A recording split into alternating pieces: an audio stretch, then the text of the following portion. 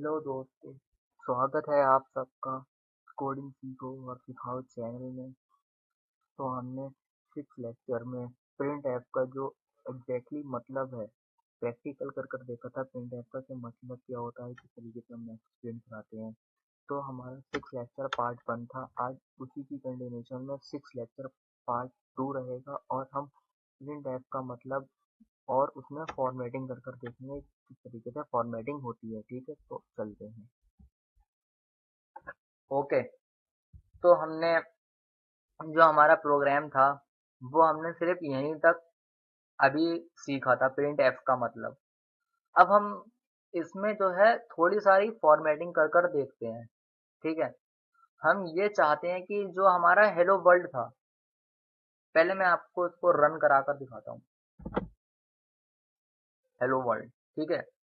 अब मैं ये चाहता हूँ कि मेरा जो हेलो वर्ल्ड है वो मेरा फर्स्ट लाइन में प्रिंट हो एंड वर्ल्ड जो है वो मेरा नेक्स्ट लाइन में प्रिंट हो।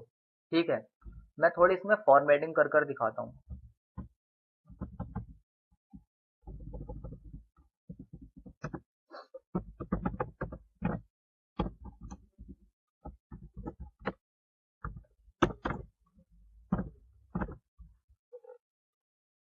ये देखिए, अब मैंने हेलो वर्ल्ड के नेक्स्ट लाइन में प्रिंट एफ में सेकंड स्ट्रिंग लिख दी, दिस इज वर्ल्ड। अब मैं इसको भी प्रिंट करा सकता हूँ, ये मेरी नेक्स्ट लाइन में प्रिंट हो जाएगा। हेलो फर्स्ट लाइन में, सेकंड लाइन में मेरा वर्ल्ड। देखता हूँ मैं, नहीं आया एक्चुअली। क्यों नहीं आया, रीजन मैं आपको बताता हूँ। सिंपली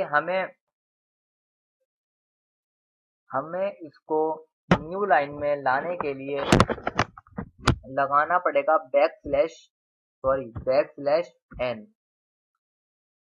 ठीक है, अब मैं इसको रन करा कर देखता हूँ, कंट्रोल F9। ओके, तो आप देख सकते हैं हेलो हमारा फर्स्ट लाइन में आया, सेकंड लाइन में हमारा वर्ल्ड आ गया।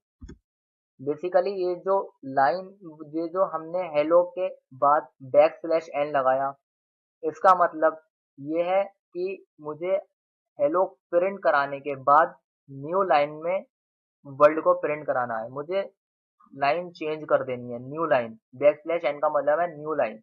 न्यू लाइन में आ गया, अब मैं वर्ल्ड को प्रिंट कराऊंगा। ठीक है, सिंपली मैं ऐसे भी कर सकता हूँ, वर्ल्ड वाली लाइन को रिमूव कर दिया, किसी के आगे मैं वर्ल्ड लिख देता हूँ, वर्ल्ड। ठीक है, अब मैं इसको रन करा कर देखता हूँ। ओके, तो आप देख सकते हैं हेलो वर्ल्ड हमारा, हेलो फर्स्ट लाइन में, सेकंड लाइन में हमारा वर्ल्ड प्रिंट हो गया है।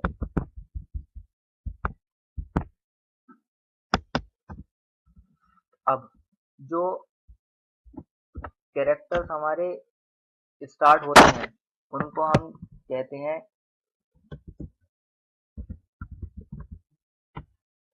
सॉरी क्या, ये जो हमारा स्क्रीन क्लियर स्क्रीन का था, हम लिख देते हैं यहाँ पर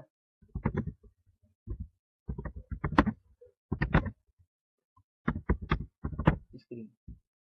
ये जो बेसिकली मैंने slash slash to clear the screen, basically ये जो हमने स्लैश स्लैश स्लैश लगाया है, जब हम इस कोड को रन करेंगे तो एक्चुअली होगा क्या, जो हमारा कंपाइलर होगा इसको रीड करता हुआ आएगा तो वो टू क्लियर द स्क्रीन को रीड नहीं करेगा, वो टू क्लियर द स्क्रीन को इग्नोर कर देगा, क्योंकि हमने स्लैश स्लैश लगा दिया है। ये बेसिकली एक प्रोग्रामर की अंडरस्टैंडिंग के लिए हम इसको बोलते हैं कमेंट।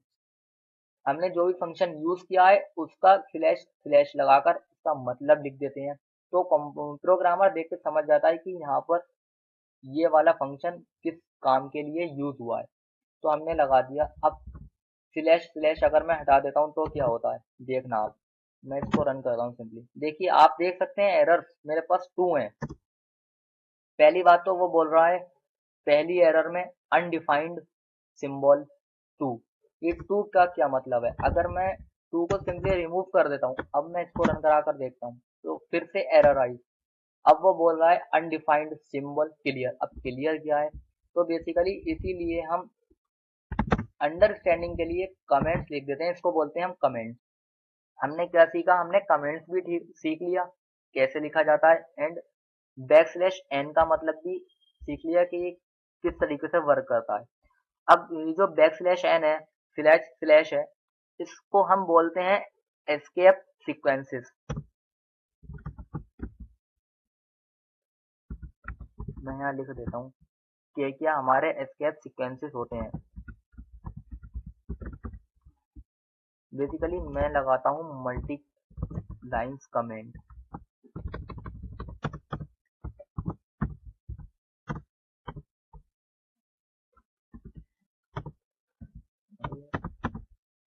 देखिए एस्केप सीक्वेंसेस में हमारे कौन कौन से आते हैं। सबसे पहले backslash N and backslash T, backslash B and backslash double and backslash double quotes and then backslash R. ये सारे बेसिकली हमारे एस्केप सीक्वेंसेस में आते हैं, ठीक है। और इससे भी ज्यादा काफी सारे होते हैं, बैक स्लैश ए भी होता है, एंड ये जो है हमारा मल्टी लाइन कमेंट्स होता है। हम इसमें जो भी लिख देते हैं वो कंपाइलर इग्नोर कर देता है। बेसिकली हमने डबल स्लैश का मतलब समझ लिया एंड बैक स्लैश एन का मतलब समझ लिया, ठीक है। अब मैं आपको एक इस प्रोग्राम को रन करा कर दिखाता हूँ। आप देखिए ये जो हमारा वर्ल्ड लिखा हुआ है डी, डी के बाद जो ब्लैंक हो रहा है ना कर्सर, वो बेसिकली यहाँ हो रहा है। अगर हम हेलो वर्ल्ड हमारा बिल्कुल कॉर्नर में प्रिंट हो रहा है, बिल्कुल टॉप पे एकदम। हम ये चाहते हैं कि ये जो हेलो वर्ल्ड है हमारा बिल्कुल सेंटर में प्रिंट हो, मतलब लेफ्ट से भी सेंटर हो एंड टॉप से भी सेंटर हो।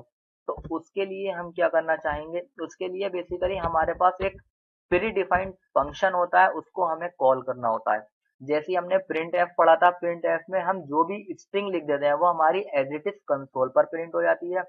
अब हमें अपने मैसेज को बिल्कुल सेंटर में प्रिंट कराना है, तो उसके लिए हम कौन सा फंक्शन यूज करेंगे। उसके लिए बेसिकली हमारा एक फंक्शन होता है जो प्री डिफाइंड फंक्शन है, जिसका नाम है गो टू एक्स वाई।